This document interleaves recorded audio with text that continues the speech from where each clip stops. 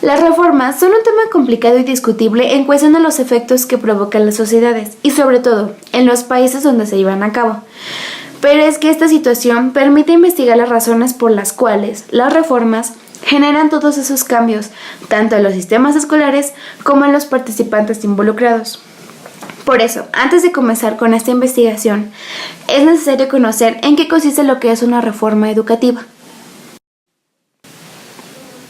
Es la forma de nombrar al proceso de socialización de las personas, ya que como sabemos, a través de la educación las personas integramos y aprendemos conocimientos donde nos ayuda de ellos para desarrollarnos una concienciación conductual y cultural. También es una modificación o actualización del sistema educativo de una nación o país que tiene por objetivo el mejorarlo. Así que el objetivo principal de toda reforma educativa es mejorar el sistema educativo porque es necesario considerar actualizar el currículo escolar, porque se requiere seguir modificando los métodos o contenidos, porque se tiene que implementar un sistema de educación más eficaz que brinde una cultura y las herramientas adecuadas a las futuras generaciones. E incluso, la reforma educativa busca los objetivos fundamentales como el responder a una exigencia social para que se fortalezcan la educación pública, laica y gratuita, en asegurar una mayor equidad para acceder a una educación de calidad, fortalecer las capacidades de gestión de la escuela, establecer un servicio profesional docente con reglas que respeten los derechos laborales de los maestros, así como también propiciar nuevas oportunidades para el desarrollo profesional de docentes y directivos, y sentar las bases para que los elementos del sistema educativo sean evaluados de manera imparcial, objetiva y transparentemente. Pero la finalidad de esta investigación es ver desde la perspectiva del docente, de cómo intervienen en la reforma educativa, de cómo la llevó a cabo en su educación, los desafíos que enfrentó durante este cambio y su forma de evaluar. Y es que gracias a los puntos de vista que algunos docentes nos brindaron, pudimos abrir nuestro panorama y ver desde su perspectiva. ¿Cómo intervienen los docentes en la reforma? Una de las maneras en que los docentes pueden intervenir es mediante el diseño de estrategias y actividades para llevar a cabo el cumplimiento de los aprendizajes esperados propuestos en dicha reforma. Hay que recordar que esta reforma implica el trabajo por asignaturas, el trabajo por áreas y el trabajo, en este caso, por campos formativos. Entonces, ahí es donde el docente puede intervenir de muchas maneras. Usted como docente, ¿cómo llevó a cabo la reforma para que le beneficiara en la educación?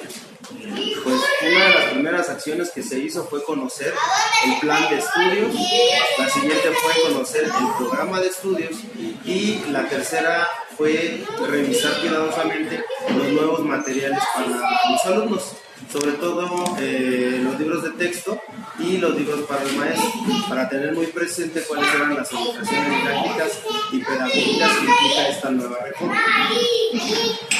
¿Qué desafíos enfrentó durante la implementación de la reforma? Uno de los desafíos más grandes fue conocer, en este caso, todo el aspecto que sustenta esta nueva reforma. Hablemos de las nuevas estrategias basadas en la neuroeducación, el constructivismo, el diseño de situaciones didácticas, la implementación de secuencias didácticas tal y como se debe diseñar una secuencia para poder consolidar el aprendizaje significativo en cada uno de los alumnos. A usted como docente, ¿cómo le gustaría que le fueran evaluadas sus capacidades? Yo considero que la forma idónea para evaluar mis capacidades es en la acción. No podemos suponer que con una planeación ya el docente es el mejor, o que con una videograbación ya el docente es el mejor. Muy por el contrario, el maestro tiene que ser observado en la acción. Al diseñar su planeación, el maestro tiene que ejecutarla de manera eficaz y eficiente, hacer uso de los recursos y las estrategias didácticas que le permitan construir el aprendizaje. Y en ese sentido es como se puede consolidar una verdadera evaluación, usando la observación. Muchas gracias, doctor Oscar Flores. De nada. Bueno, los docentes intervienen en la reforma precisamente aplicándola. Hay algunas cosas que a ellos no les quedan claras precisamente porque los materiales en muchas ocasiones no han sido suficientes. Ese es una de los problemas que tenemos. Otro de los problemas es porque los pocos materiales que hay tampoco es leído por el 100% de los docentes. Entonces, por eso tienen algunas lagunas de conocimiento respecto a cómo se debe de aplicar la reforma y en qué consiste exactamente la reforma. ¿Qué desafíos se enfrentaron durante la implementación de la reforma? Uno de los más grandes desafíos que se ha enfrentado es la implementación de los clubes en el ámbito de autonomía curricular. ¿Por qué? Precisamente porque para ello se tiene que leer en aprendizajes clave todo lo referido a autonomía curricular y de ahí poder diseñar un club. Para eso necesitamos tener perfectamente dominio de lo que es un diseño curricular. Entonces, no se están tomando en cuenta las necesidades de los niños, tal como lo dice el libro de aprendizajes clave. Se están colocando los clubes de acuerdo a las supuestas necesidades que tienen los niños, pero en realidad es a algunas habilidades que tienen los profesores y en muchos casos es porque a alguien se le ocurrió poner ese club y aunque el profesor no sepa de danza o no sepa de música, tiene que hacerse cargo de ese club. ¿Qué desventajas y qué beneficios se obtuvieron en el medio de la reforma? De las ventajas de la reforma. Una de las ventajas es la flexibilidad que tiene el currículum al momento que se puede diseñar un club de acuerdo a las necesidades de la escuela. La desventaja es precisamente no saber diseñarlo y no tener un buen diagnóstico para poder implementar el club que sea adecuado a las necesidades de los niños con respecto a su comunidad. ¿Cómo cree que sería la manera correcta para la evaluación de sus capacidades de un docente? La manera correcta, primero se tiene que hacer un diagnóstico del nivel de conocimientos que tiene el docente acerca de los materiales que permean su trabajo educativo.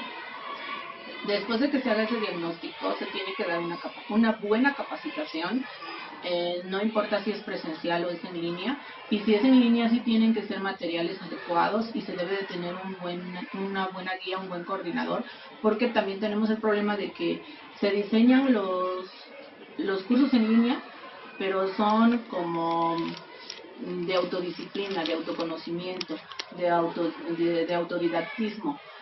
Y hay muchos conceptos que el profesor no alcanza a comprender. Entonces sí se necesita la interacción con el coordinador, con el guía, para poder apropiarse de esos conocimientos. Eso sería un buen plan, una buena organización para poder evaluar al profesor. Después que se haga el diagnóstico, se le capacite, ahora sí se puede evaluar, pero no precisamente para correrlo, sino si ya tenemos al profesor que está trabajando, lo que se necesita es capacitarlo.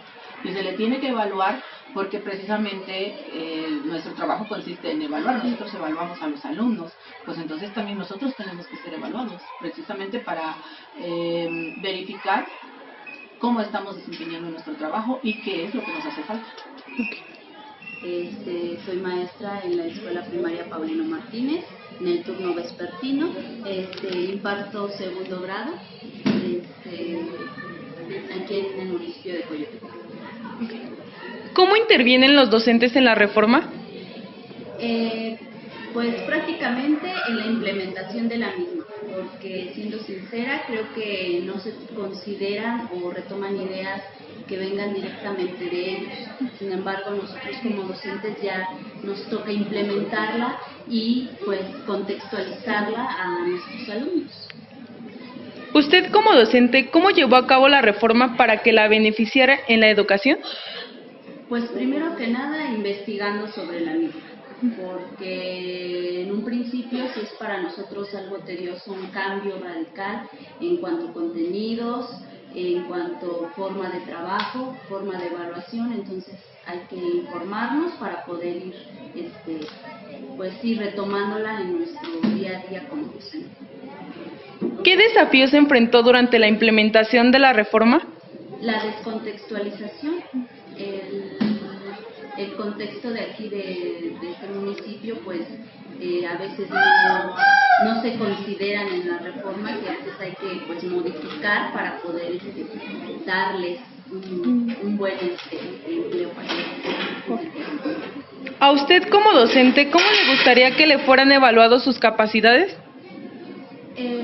Pues con la evaluación que se está realizando me parece buena, sin embargo hay otros intereses en ella, pero en sí es una buena forma de ser evaluado. Digo, he presentado el examen, he hecho las actividades y creo que es una manera de manifestar o de darles a conocer lo que nosotros llevamos en el aula.